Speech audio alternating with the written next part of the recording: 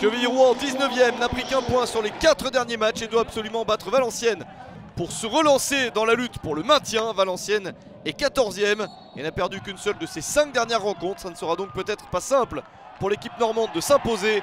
Pourtant ça débute bien. Voici le but de Lamine Dao à la demi-heure de jeu. Joueur prêté à Quevilly-Rouen par Valenciennes. 6e but de la saison pour Dao. Et Quevilly-Rouen se donne beaucoup d'espoir.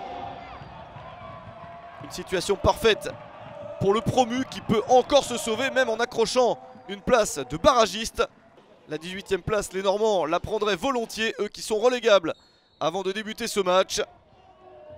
Les Valenciennois n'ont rien montré en première période. En seconde, c'est mieux, avec notamment cette erreur dans la défense normande. L'erreur de Marvin Gakpa qui remet cette balle directement sur Gaëtan Robaille.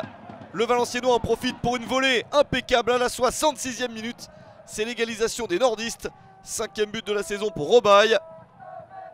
Et un ballon récupéré par l'Ocemi Karaboué. Le grand pont, le gardien qui est effacé et le but au bout de cette course magnifique. À 10 minutes de la fin, Valenciennes prend l'avantage, 2-1. Deuxième but de la saison pour le joueur ivoirien l'Ocemi Karaboué. Un coup très dur pour Quevilly-Rouen. Les Normands ont le mérite, après avoir encaissé ce but, de continuer à se battre. Le moindre point peut être capital pour le maintien, c'est encore jouable. Gakpa, qui a eu un geste malheureux sur le premier but de son adversaire, réussit à son tour à marquer cette fois-ci pour son équipe. 84e minute, l'égalisation normande. Deuxième but de la saison pour Gakpa et 2 buts partout au final entre les deux équipes. Quevilly-Rouen est donc toujours 19e à 3 points du 18e et barragiste, alors que Valenciennes est 13e.